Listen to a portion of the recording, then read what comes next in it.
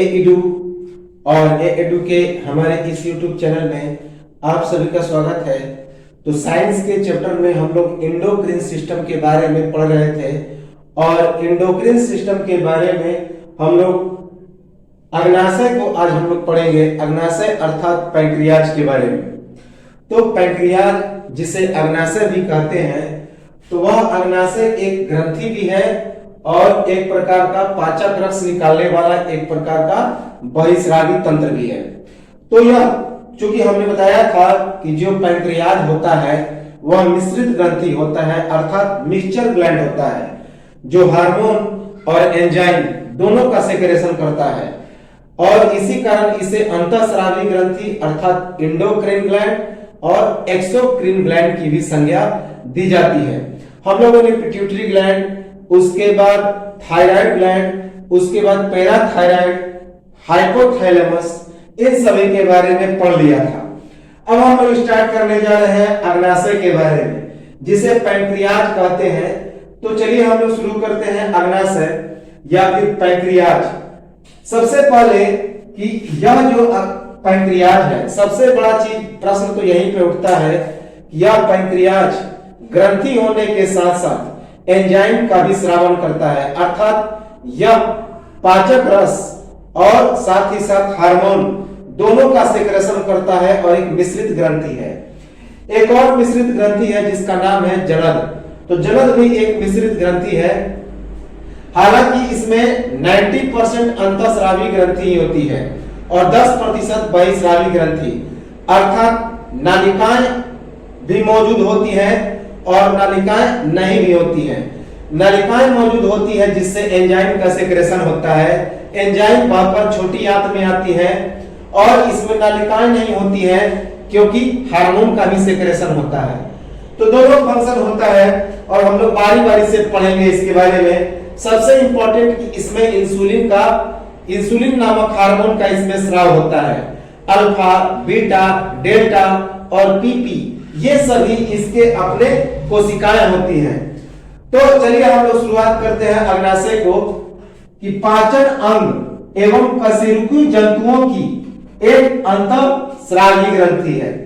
तो यह जो अग्नाशय है पाचन अंग और कशेरुकी जंतुओं की एक अंतःस्रावी ग्रंथि है, अर्थात जो हमारा डाइजेस्टिव ऑर्गन है और जो वर्टिब्रेट एनिमल है अर्थात जिसकी रीढ़ की हड्डी पाई जाती है, तो उन सभी में उपस्थित यह एक क्या है, तो अंतःस्रावी ग्रंथ है, एंडोक्राइन ग्लैंड है।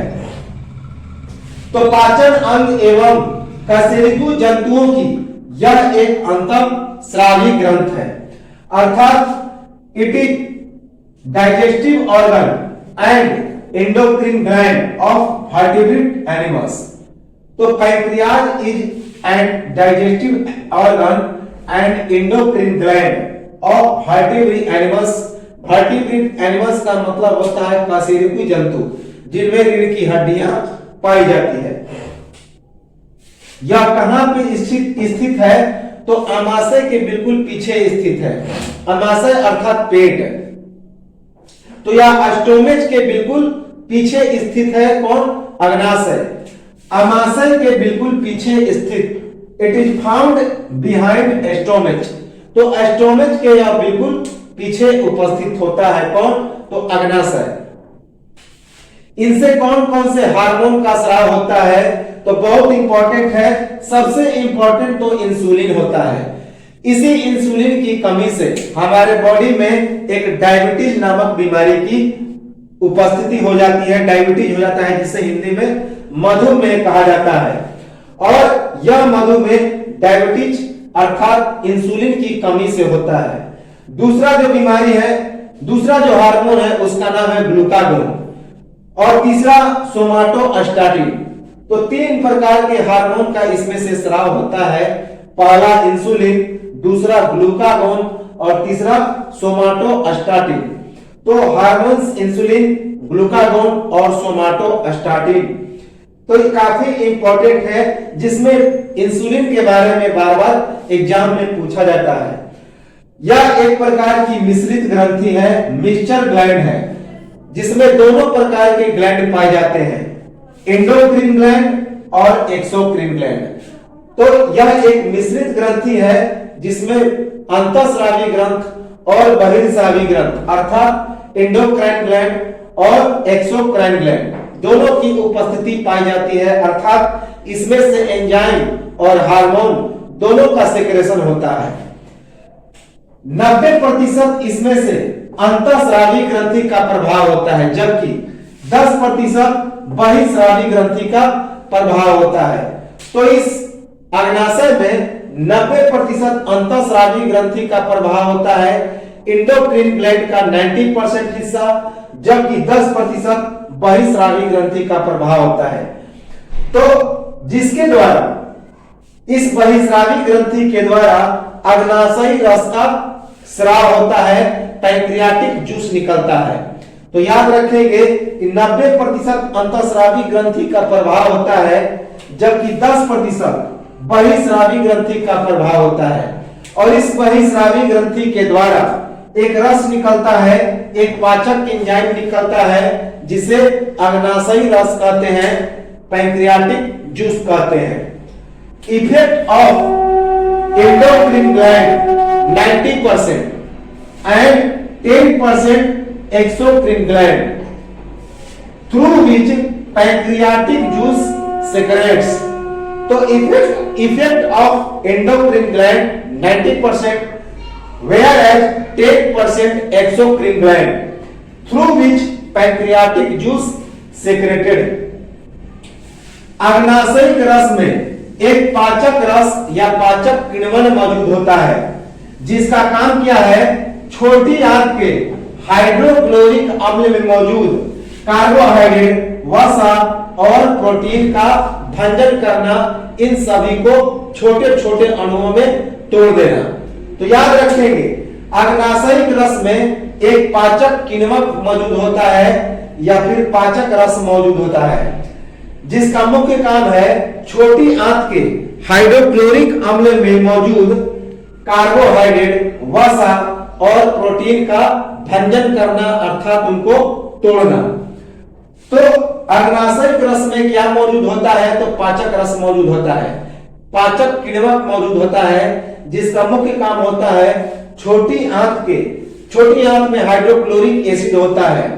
हम लोग आगे पढ़ेंगे, जब डाइजेस्टिव सिस्टम पढ़ेंगे, तो छोटी आंत में एक विल्ली नामक एक प्रोजेक्शन लाइक स्ट्रक्चर होता है, प्रोजेक्शन की तरह आकृति होता है जिसमें हाइड्रोक्लोरिक अम्ल जो कि भोजन को पचाने में मदद करता है वह उपस्थित रहता है, जैसे कि पेप्टिन, बहुत सारे हैं, तो इन सब के बारे में हम लोग पढ़ेंगे। तो अग्नाशयिक रस में मौजूद पाचक रस या पाचक किण्वक मौजूद होता है जिसका मुख्य काम है छोटी आंत के हाइड्रोक्लोरिक अम्ल में मौजूद कार्बोहाइड्रेट, वसा और प्रोटीन का भंजन करना। In pancreatic juice the digestive enzymes presented which main function is to breaking carbohydrates, fats and proteins in hydrochloric acid of small intestine। तो in pancreatic juice the digestive enzymes presented which main function is to breaking carbohydrates, fats and proteins in hydrochloric acid। इसका जो रंग होता है हल्का गुलाबी होता है। तो अग्नाशय का रंग कैसा होता है, हल्का गुलाबी होता है, याद रखेंगे। अर्थात इसका जो कलर होता है वह लो पिंक होता है, हल्का गुलाबी। इसका आकार 15 से 16 सेंटीमीटर लंबा होता है। यह जो अग्नाशय है, पैंक्रियाटिक ग्लैंड है, इसका जो साइज होता है 15 to 16 सेंटीमीटर के बराबर होता है। 15 से 16 सेंटीमीटर इसके लंबाई होती है। इसकी खोज किसने की, तो यूनानी शरीर रचना विज्ञानी शल्य चिकित्सक जिसका नाम था हीरोफिलिस। तो हीरोफिलिस ने इसकी खोज की, जो कि एक यूनानी शरीर रचना विज्ञानी शल्य चिकित्सक थे। तो सर्जन थे, यूनानी शरीर रचना विज्ञानी शल्य चिकित्सक हीरोफिलस ने इनकी खोज की, अग्नाशय की। डिस्कवरी किसने किया? यूनानी body structure scientist named surgeon Herophilus. तो डिस्कवरी किया यूनानी body structure scientist and surgeon whose name was Herophilus. इस अग्नाशय नाम किसने दिया? तो अग्नाशय का नाम यूनानी शरीर रचना विज्ञानी रूसेफ के द्वारा यूनानी नाम पैंक्रियाज दिया गया। पैंक्रियाज एक यूनानी नाम है जिसमें पैन का अर्थ होता है पूरा, जबकि क्रियास का मतलब होता है मांस। तो अग्नाशय का नाम किसने दिया? अग्नाशय यूनानी शरीर रचना विज्ञानी रूफोस ने, जिन्होंने यूनानी नाम दिया। यूनानी नाम एक पैंक्रियाज जो है यह एक यूनानी नाम है, तो पैंक्रियास नाम दिया जो कि एक यूनानी नाम है। और यह पैंक्रियास दो शब्दों से मिलकर बना, एक पैन और दूसरा क्रियास। पैन का मतलब होता है पूर्ण, पैन का मतलब होता है पूर्ण या सब, जबकि क्रियास का मतलब होता है मांस। तो पूरी तरह से यह एक मांसल बॉडी है, याद रखेंगे। तो अग्नाशय का नाम दिया यूनानी शरीर रचना विज्ञानी रूफोस ने, जिनके द्वारा यूनानी नाम पैंक्रियास दिया गया। पैंक्रियास जिसमें पैन का अर्थ होता है पूर्ण या सब, जबकि क्रियास का अर्थ होता है मांस। The name of pancreas, the pancreas is an यूनानी word which was named by Unani body structure scientist of Rufus, in which pan means total and cryas means meat. The name of pancreas, the pancreas is an Unani word which was named by Unani body structure scientist named Rufus, in which pan means total and cryas means meat. अग्नाशय में चीरा लगाना, तो जो अग्नाशय को चीरते हैं, अग्नाशय को चीरा लगाया जाता है तो उसे पैंक्रिएटोटोमी कहा जाता है। तो अग्नाशय में चीरा लगाने को पैंक्रिएटोटोमी कहा जाता है, अर्थात the tearing of pancreas is called pancreatotomy.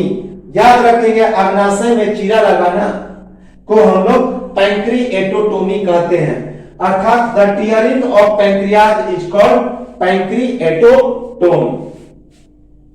तो यह जो था अग्नाशय के कुछ परिचय, अग्नाशय की कुछ भूमिकाएं। अब हम लोग आते हैं, अग्नाशय के दो पार्ट होते हैं, एक अंतःस्रावी अग्नाशय और दूसरा बहिर्स्रावी अग्नाशय। तो अंतःस्रावी अग्नाशय और बहिर्स्रावी अग्नाशय, ये अग्नाशय के दो भाग हैं, एक एंडोक्रीन पैंक्रियाज और दूसरा एक्सोक्रीन पैंक्रियाज। तो एक एंडोक्रीन पैंक्रियाज हो गया और दूसरा एक्सोक्राइन पैंक्रियाज। तो एंडोक्रीन जो पैंक्रियाज है उसे हम लोग क्या कहते हैं? तो लैंगरहैंड कहते हैं, लैंगरहैंड की द्वीपिकाएं कहते हैं, आइलैंड ऑफ लैंगरहैंड कहते हैं, जिसके चार कोशिकाएं पाई जाती है। एक का नाम है अल्फा, दूसरा बीटा, तीसरा लेम्डा और तीसरा डेल्टा और चौथा पीपी कोशिकाएं। तो ये जो अंतःस्रावी अग्नाशय होते हैं ये हल्के दाब वाले होते हैं, बड़े होते हैं एवं वृत्तीय आकार के होते हैं। ये वृत्तीय आकार के कोशिकाओं के झुंड होते हैं, जिसका नाम क्या है? तो आइलेट्स ऑफ लैंगरहैंड्स, जिसका मुख्य काम है हार्मोन का उत्पादन एवं उसका रिसाव करना। तो ये जो हमारे अंतःस्रावी अग्नाशय हैं, एंडोक्राइन पैंक्रियाज है, ये हल्के दाब वाले बड़े तथा वृत्तीय आकार के कोशिकाओं के झुंड होते हैं, जिन्हें आइलेट्स ऑफ लैंगरहैंड कहा जाता है। और इसका मुख्य काम होता है हार्मोन का उत्पादन करना और उसका रिसाव करना, अर्थात सेक्रेशन करना।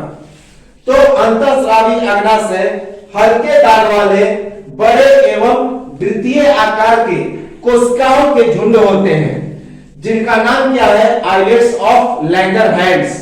और इसका मुख्य काम है हार्मोन का उत्पादन करना और उसका सेक्रेशन करना, रिसाव करना। इन endocrine gland there are bunch of cells which have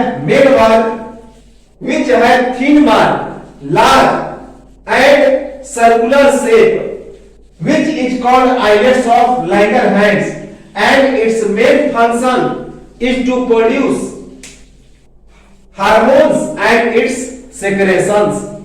So in endocrine gland there are bunch of cells which have thin marks, large and circular shape, which is called islets of Langerhans, and its main function is to produce hormones and its secretions. Langerhans की दीपिकाओं या islets of Langerhans, इसकी खोज किसने की? तो 1869 ईस्वी में Paul Langerhans है। इसीलिए इसका नाम लैंगरहैंस की दीपिका रखा गया। तो लैंगरहैंस, आइलेट्स ऑफ लैंगरहैंस या लैंगरहैंस की दीपिकाओं की खोज किसने की? तो 1869 ईस्वी में पॉल लैंगरहैंस ने इसकी खोज की और इन्हीं के नाम पर इन कोशिकाओं का क्या नाम रखा गया? तो आइलेट्स ऑफ लैंगरहैंस रखा गया, जिसे क्या कहा जाता है? तो इसे लैंगरहैंस की दीपिकाएं भी कहा जाता है। तो आइलेट्स ऑफ लैंगरहैंस या लैंगरहैंस की दीपिकाओं का नाम किसके नाम पर रखा गया? तो पॉल लैंगरहैंस के नाम पर रखा गया, जिन्होंने 1869 ईस्वी में इन आइलेट्स ऑफ लैंगरहैंस कोशिकाओं की खोज की थी। याद रखें, islets of Langerhans was discovered by Paul Langerhans in 1869, so it was named islets of Langerhans.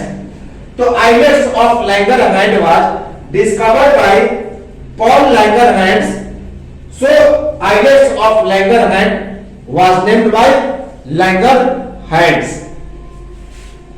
इस प्रकार की कोशिकाओं की संख्या कितनी है? तो 10 से 20 लाख। तो आइलेट्स ऑफ लैंगरहैंस कोशिकाओं की संख्या कितनी है? तो लगभग 10 से 20 लाख। तो इस प्रकार के कोशिकाओं की संख्या लगभग 10 से 20 लाख है। The number of this type of cells 10 to 20 lakhs. The number of these type of cells 10 to 20 lakhs. इनमें नालिकाएं या वाहिकाएं मौजूद नहीं होती है। चूंकि ये अंतःस्रावी ग्रंथि होते हैं, तो इनमें किसी प्रकार की नालिकाओं की या वाहिकाओं की उपस्थिति नहीं पाई जाती है, क्योंकि इनसे हार्मोन का सेक्रेशन होता है। तो अंतःस्रावी अग्नाशय में किसी प्रकार की नालिकाएं या वाहिकाएं मौजूद नहीं होती हैं। They have no ducts. तो अंतःस्रावी अग्नाशय में किसी प्रकार के डक्ट्स अर्थात नालिकाएं या वाहिकाएं मौजूद नहीं होती। तो ये जो थे अंतःस्रावी अग्नाशय। अब हम लोग आते हैं बहिर्स्रावी अग्नाशय। तो बहिर्स्रावी अग्नाशय, बहिर्स्रावी अग्नाशय जो है ये गाढ़े दाग वाले छोटे एवं बेर के जैसे अग्नाशय झुंड होते हैं, जिसका मुख्य काम होता है पाचक किण्वन का उत्पादन एवं रिसाव। तो ये जो बहिर्स्रावी अग्नाशय है एक्सोक्राइन पैंक्रियाज है।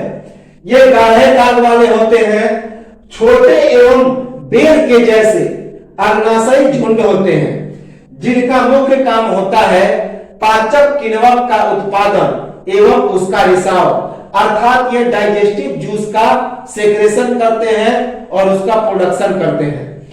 तो बहिर्स्रावी अग्नाशय या एक्सोक्राइन पैंक्रियाज गाढ़े दाग वाले छोटे एवं बेर के जैसे अग्नाशय झुंड होते हैं, जिनका मुख्य काम होता है पाचक किण्वक का उत्पादन एवं उसका रिसाव। In exocrine gland there are thick mark small and bear-like pancreatic gallbladders, whose main function is to production and secretion of digestive enzymes. In exocrine gland, there are thick marks small and bear-like pancreatic gallbladders, whose main function is to production and secretion of digestive enzymes. इनमें नालिकाएं या वाहिकाएं मौजूद होती हैं, जिसके द्वारा छोटी आंत में पाचक रस या पाचक किण्वक का रिसाव होता है। तो इन बहिर्स्रावी अग्नाशय में नालिकाएं या वाहिकाएं मौजूद होती है, जिसके द्वारा छोटी आंत में पाचक रस या पाचक किण्वक का रिसाव होता है, सेक्रेशन होता है, एब्जॉर्प्शन होता है। इन exocrine pancreas there are ducts present through which digestive juice secretes in small intestine. तो in exocrine pancreas there are ducts present through which digestive juice secretes or absorbs in small intestine. तो यह जो था बहिर्स्रावी अग्नाशय, इस बहिर्स्रावी अग्नाशय का कार्य क्या होता है? तो सिक्रेटिन और कोलिसिस्टोकाइन दोनों छोटी आंत के हार्मोन हैं। तो सिक्रेटिन और कोलिसिस्टोकाइन, सिक्रेटिन और कोलिसिस्टोकाइन ये दोनों छोटी आंत के हार्मोन हैं। तो इन दोनों की प्रतिक्रिया के फलस्वरूप पाचक रस और एक क्षारीय तरल जिसका नाम है अग्नाशयी रस, इन दोनों का उत्पादन होता है। फिर इनका बहिर्स्रावी वाहिनियों के जरिए छोटी आंत में स्राव होता है। तो इस बहिर्स्रावी अग्नाशय का क्या कार्य है? तो सिक्रेटिन और कोलिसिस्टोकिन, तो सिक्रेटिन और कोलिसिस्टोकाइनाइन याद रखेंगे। तो कोलिसिस्टोकाइनन और सिक्रेटिन जो कि दोनों छोटी आंत के हार्मोन हैं, इन दोनों की प्रतिक्रिया के फलस्वरूप पाचक रस और एक क्षारीय तरल जिसका नाम क्या है? तो अग्नाशयी रस है, उसका उत्पादन किया जाता है और फिर इनका बहिर्स्रावी वाहिनियों के जरिए छोटी आंत में रिसाव होता है, एब्जॉर्प्शन होता है। तो its main function is the hormones of small intestine such as secretin and cholecystokinin. तो cholecystokinin and secretin when act then the digestive enzyme and a basic liquid called pancreatic juice produce and these substances secretes a small intestine by exocrine ducts. तो इसका कार्य क्या है? Secretin और कोलिसिस्टोकाइनाइन का के प्रतिक्रिया के फलस्वरूप पाचक रस और एक क्षारीय तरल जिसका नाम है अग्नाशयी रस, उनका उत्पादन करना और फिर इनका बहिर्स्रावी वाहिनियों के जरिए छोटी आंत में पहुंचा देना, रिसाव कर देना या फिर एब्जॉर्प्शन कर देना। तो the hormones of small intestine such as secretin and cholecystokinin when act the digestive enzyme and a basic liquid pancreatic juice produce and these substances secrete in this intestine by exocrine ducts. तो ये जो था बहिर्स्रावी अग्नाशय, इनके बारे में कुछ और कथन है, खास करके इन वाहिनियों के बारे में। तो अग्नाशय के पाचक किण्वन में मौजूद एंजाइम क्या कहे जाते हैं? तो कीमोट्रिप्सिन, उसके बाद अग्नाशयी लाइपेज, अग्नाशयी एमिलेज, ट्रिप्सिन। तो कौन कौन से एंजाइम पाए जाते हैं अग्नाशय के पाचक किण्वक में, अर्थात जो अग्नाशय होता है उसके पाचक रस में उपस्थित एंजाइम कौन कौन से हैं, कौन कौन से एंजाइम मौजूद होते हैं? तो सबसे पहले है ट्रिप्सिन, ट्रिप्सिन के बाद कीमोट्रिप्सिन, अग्नाशयी लाइपेज और अग्नाशयी एमिलेज। जब हम लोग डाइजेस्टिव सिस्टम पढ़ेंगे तो इनके बारे में फुल डिटेल में पढ़ेंगे। तो अग्नाशय के पाचक किण्वक में उपस्थित एंजाइम कौन कौन से हैं? तो पहला है ट्रिप्सिन, कीमोट्रिप्सिन, अग्नाशयी लाइपेज और अग्नाशयी amylase. The enzymes presented in digestive juice the enzymes presented in digestive juice कौन कौन? Trypsin, chymotrypsin, pancreatic lipase and pancreatic amylase. तो trypsin, chymotrypsin, pancreatic lipase and pancreatic amylase गुच्छित कोशिकाओं के द्वारा इनका जो उत्पादन होता है और जो स्रावन होता है बहिर्स्रावी अग्नाशय की गुच्छित कोशिकाओं के द्वारा होता है। तो ये सभी जो एंजाइम होते हैं इनका उत्पादन और स्रावन बहिर्स्रावी अग्नाशय की गुच्छित कोशिकाओं के द्वारा होता है, बंडल्स के द्वारा होता है। याद रखेंगे कि इन सभी जो एंजाइम है इनका उत्पादन और स्रावन रिसाव किसके द्वारा? तो बहिर्स्रावी अग्नाशय की गुच्छित कोशिकाओं के द्वारा होता है, कोशिकाओं के गुच्छों के द्वारा। The production and secretion of these enzymes by exocrine pancreatic group of cells. The production and secretion of these enzymes by exocrine pancreatic group of cells. अग्नाशय वाहिनियों या नालिकाओं के स्तर का निर्माण कुछ खास कोशिकाओं के द्वारा होता है, जिसका नाम क्या है? तो इनका नाम सेंट्रोएसिनार। याद रखेंगे इनका नाम सेंट्रोएसिनार कोशिकाएं हैं। तो अग्नाशय वाहिनियों या नालिकाओं के स्तर अर्थात लेयर का जो निर्माण होता है कुछ खास कोशिकाओं के द्वारा होता है और इन कोशिकाओं का नाम है सेंट्रोएसिनार कोशिकाएं। तो याद रखेंगे कि अग्नाशय वाहिकाओं या नालिकाओं के स्तर का निर्माण कुछ खास कोशिकाओं के द्वारा होता है, जिनका नाम है सेंट्रोएसिनार कोशिकाएं। The formation of the layer of pancreatic ducts by some special cells whose name is centroacinar cells. The production of the layer of pancreatic ducts by some special cells whose name is centroacinar cells, जिनके द्वारा bicarbonate और लवण में गाढ़े घोल का छोटी आंत में रिसाव होता है।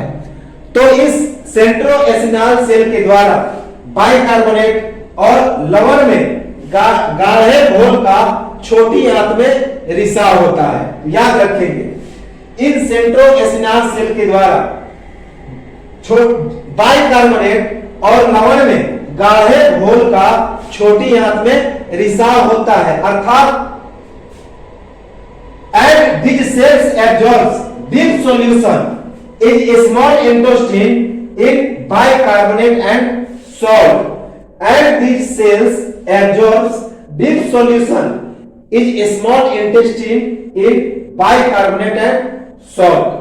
तो यह तो था बहिस्रावी ग्रंथि के बारे में और बहिस्रावी ग्रंथि के वाहिकाओं के बारे में। अब हम लोग आते हैं कि यह जो आइलेट्स ऑफ लैंगरहैंस होता है इनके द्वारा कौन कौन से सेल का स्राव होता है। आइलेट्स ऑफ लैंगरहैंस के कोशिकाओं के प्रकार। तो लैंगरहैंस की दीपिकाएं कितने प्रकार की होती है? आइलेट्स ऑफ लैंगरहैंस के कितने कोशिकाएं होती हैं? तो 4 प्रकार की कोशिकाएं होती हैं, अर्थात types of cells of islets of Langerhans.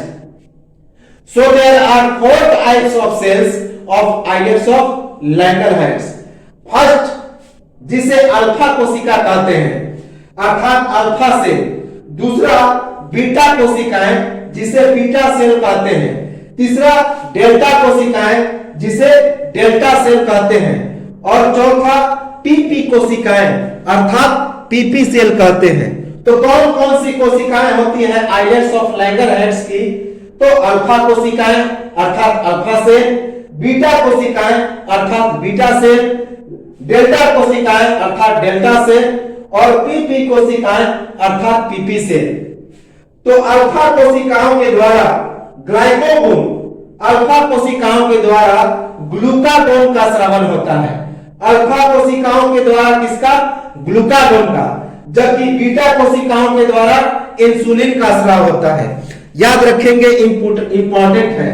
Alpha कोशिकाओं के द्वारा ग्लूकागोन का स्राव होता है, बीटा कोशिकाओं के द्वारा इंसुलिन का स्राव होता है डेल्टा कोशिकाओं के द्वारा सोमाटोस्टेटिन नामक हार्मोन का स्राव होता है। तो डेल्टा कोशिकाओं के द्वारा अर्थात डेल्टा सेल के द्वारा सोमाटोस्टेटिन नामक हार्मोन का स्राव होता है, जबकि पीपी सेल के द्वारा पेलिपेटाइड नामक हार्मोन का स्राव होता है। पीपी का मतलब ही होता है पेलिपेटाइड, याद रखेंगे। तो अल्फा सेल के द्वारा ग्लूकागोन, बीटा सेल के द्वारा इंसुलिन जो सबसे इंपॉर्टेंट है, डेल्टा सेल के द्वारा सोमाटोस्टेटिन और पीपी कोशिकाओं के द्वारा पेलिपेटाइड। तो यह तो था आइलेट्स ऑफ लैंगरहैंस के कोशिकाओं के प्रकार, टीपी कोशिका, पेलिपेटाइड। अब हम लोग आते हैं अग्नाशय में कोशिकाओं के द्वारा अवशोषण का नियंत्रण किस प्रकार होता है। तो अग्नाशय में कोशिकाओं के द्वारा अवशोषण का नियंत्रण किस प्रकार होता है। Control of absorption in pancreas, याद रखेंगे, बाय सेल्स। तो control of absorption by pancreas in cells, अग्नाशय में कोशिकाओं के द्वारा अवशोषण का नियंत्रण कैसे होता है। तो दो प्रकार से होता है। कितने प्रकार से? दो प्रकार से। एक को हम लोग सहानुभूति कहते हैं अर्थात एड्रेनर्जिक कहते हैं, और दूसरे को असहानुभूति अर्थात मुस्कारिनिक कहते हैं। तो पहले को हम लोग सहानुभूति कहते हैं, एड्रेनर्जिक कहते हैं, एड्रेनर्जिक, और दूसरे को असहानुभूतिक अर्थात मुस्कारिनिक। तो सहानुभूति अर्थात एड्रेनर्जिक और असहानुभूतिक अर्थात मुस्कारिनिक। तो सबसे पहले ये जो सहानुभूतिक होता है, एड्रेनर्जिक होता है, उसमें से अल्फा 2 नामक एक हार्मोन का स्राव होता है, अर्थात इसको नियंत्रण कौन करता है। तो अल्फा 2। तो अल्फा 2 सहानुभूतिक अर्थात एड्रेनर्जिक का नियंत्रण करता है अल्फा 2, जबकि असहानुभूतिक का M3 याद रखेंगे। सहानुभूतिक का अर्थात एड्रेनर्जिक का अल्फा 2, जबकि असहानुभूतिक अर्थात मुस्कारिनिक का कौन M3। तो दोनों को बारी बारी से हम लोग देखिए कि यह जो अल्फा 2 है बीटा कोशिकाओं से रिसाव को कम करना तथा अल्फा कोशिकाओं से रिसाव को बढ़ाता है। तो यह जो अल्फा 2 है बीटा कोशिकाओं से रिसाव को कम करता है, जबकि अल्फा कोशिकाओं से अपने रिसाव को बढ़ाता है। इंपॉर्टेंट। तो यह जो अल्फा 2 है बीटा कोशिकाओं से रिसाव को कम करता है, अर्थात यह जो एब्जॉर्प्शन है उसको डिक्रीज करता है, जबकि अल्फा कोशिकाओं से रिसाव को बढ़ाता है। Alpha 2 decreases the absorption from beta cells and increases the absorption from alpha cells. तो alpha 2 decreases the absorption from beta cells and increases the absorption from alpha cells, याद रखेंगे, इंपॉर्टेंट है। इसके बाद असहानुभूतिक अर्थात M3, यह अल्फा कोशिकाओं और बीटा कोशिकाओं से उत्तेजना अर्थात स्राव को बढ़ाता है। तो यह M3 अल्फा कोशिकाओं और बीटा कोशिकाओं से उत्तेजना अर्थात स्राव को बढ़ाता है, अर्थात M3 increases the secretion from alpha and beta cells. M3 increases the secretion of from alpha and beta cells. तो यह जो था अग्नाशय में कोशिकाओं के द्वारा अवशोषण का नियंत्रण किस प्रकार होता है। अब हम लोग आते हैं अग्नाशय से निकलने वाले हार्मोन और उसके कौन कौन से कार्य हैं।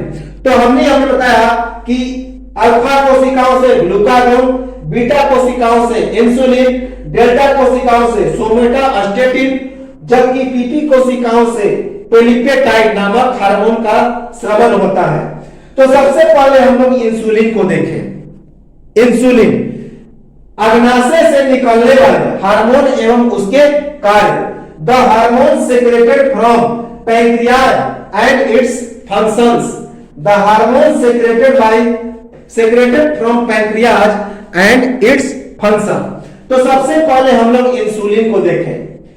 इंसुलिन अग्नाशय की बीटा कोशिका के द्वारा इसका स्राव होता है, वीबीआई। कि इंसुलिन का स्राव किसके द्वारा? तो अग्नाशय की बीटा कोशिका के द्वारा। याद रखेंगे कि इंसुलिन का स्राव अग्नाशय की बीटा कोशिका के द्वारा होता है। तो it is secreted by beta cell of pancreas. अभी हमने बताया कि it is secreted by, insulin is secreted by beta cell of pancreas. भोजन में कार्बोहाइड्रेट की मात्रा बढ़ने पर इस हार्मोन की मात्रा में वृद्धि। तो जब भोजन में कार्बोहाइड्रेट की मात्रा बढ़ जाएगी तो शरीर में इंसुलिन की मात्रा भी बढ़ जाएगी। याद रखेंगे कि भोजन में कार्बोहाइड्रेट की मात्रा बढ़ने पर शरीर में इंसुलिन की मात्रा बढ़ जाती है। अर्थात जब हम लोग चावल, आलू इन सब का सेवन ज्यादा करते हैं तो शरीर में इंसुलिन की मात्रा बढ़ जाती है। याद रखेंगे, when the carbohydrate increases in food then the quantity of this hormone increases. When the carbohydrate increases in food then the quantity of this hormone increases. याद रखेंगे, कार्बोहाइड्रेट जिसमें कि शर्करा और ग्लूकोज होता है, तो कार्बोहाइड्रेट अर्थात शर्करा प्लस ग्लूकोज यह ग्लाइकोजन में परिवर्तित हो जाता है। तो कार्बोहाइड्रेट जिसमें शर्करा और ग्लूकोज दोनों होता है वह ग्लाइकोजन में परिवर्तित हो जाता है। ग्लाइकोजन बाद में जाके यकृत में जाके उसका जमा हो जाता है। तो याद रखेंगे कि कार्बोहाइड्रेट जिसमें शर्करा और ग्लूकोज होता है वह ग्लाइकोजन में परिवर्तन हो जाता है उसका, तो वह ग्लाइकोजन में परिवर्तित हो जाता है और इस ग्लाइकोजन का यकृत में जमा होता है। यह ग्लाइकोजन यकृत में जाकर जम जाता है। तो कार्बोहाइड्रेट चेंज इनटू ग्लाइकोजन। याद रखेंगे कि carbohydrates are changes into glycogen and it is stored in, कहां पे? तो लीवर में जाकर यह जम जाता है, यकृत में। तो रक्त में इंसुलिन की मात्रा कम हो जाने पर रक्त में शर्करा की मात्रा में वृद्धि हो जाती है और इस प्रकार की जो बीमारी होती है उसका क्या नाम है? तो उसे मधुमेह या डायबिटीज या हाइपरग्लाइसीमिया कहा जाता है।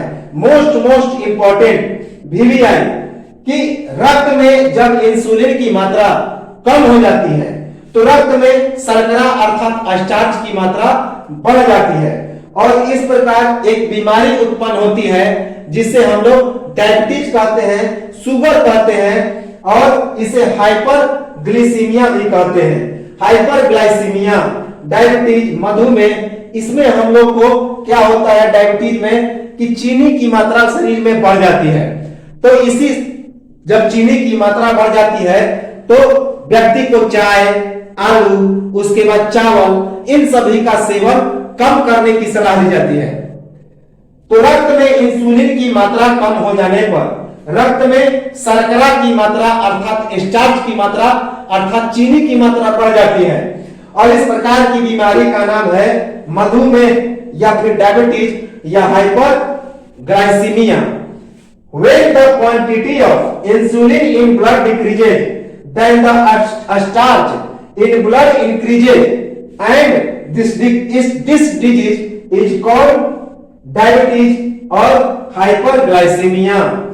So when the quantity of insulin in blood decreases, then the starch in blood increases, and this disease is called diabetes or hyperglycemia. रक्त में इंसुलिन की मात्रा में वृद्धि से शर्करा की मात्रा में कमी हो जाती है और इसे हाइपोग्लाइसीमिया कहते हैं। तो जब रक्त में इंसुलिन की मात्रा बढ़ जाती है तो इससे शर्करा की मात्रा अर्थात स्टार्च की मात्रा में कमी आ जाती है और इसे हाइपोग्लाइसीमिया कहा जाता है। तो the increment of insulin in blood is called hypoglycaemia. तो the increment of insulin in blood is called hypoglycaemia. In hypoglycaemia the quantity of starch decreases. तो स्टार्च की मात्रा में कमी आ जाती है। तो रक्त में इंसुलिन की मात्रा में वृद्धि होने पर शर्करा की मात्रा में कमी हो जाती है, जिसे हाइपोग्लाइसीमिया कहा जाता है। याद रखेंगे। तो यह तो था इंसुलिन, जो कि हमारे अग्नाशय की बीटा सेल के द्वारा स्रावित होती है, सेक्रेटेड होती है। तो इंसुलिन के बारे में और हम लोग आगे चर्चा करेंगे और उसके बाद देखेंगे इस ग्लूकागोन को, जो कि अल्फा कोशिकाओं के द्वारा स्रावित हार्मोन है। उसके बाद डेल्टा कोशिकाओं के द्वारा स्रावित हार्मोन, जिसका नाम है सोमाटोस्टेटिन। और उसके बाद पेप्टाइड को देखेंगे, पेप्टाइड, जो कि अगले वीडियो में हम लोग देखेंगे। और उसके बाद चलेंगे हम लोग एड्रिनल ग्रंथि पर, अधिवृक्क, लड़ो या मरो की ओर, जिसे लड़ो या फाइट एंड फ्यूज। तो लड़ो और उसके बाद ऊर्जा, फ्लाइट एंड फाइट, तो उसको देखेंगे। और उसके बाद हम लोग वृषण को देखेंगे, तो सेक्सुअल जो हार्मोन्स होते हैं उनको देखेंगे। और उसके बाद यह एंडोक्राइन सिस्टम समाप्त हो जाएगा। तो एक स्क्रीनशॉट लें, मिलेंगे हम लोग इंसुलिन के कुछ और तथ्यों को लेकर अगले वीडियो में। तब तक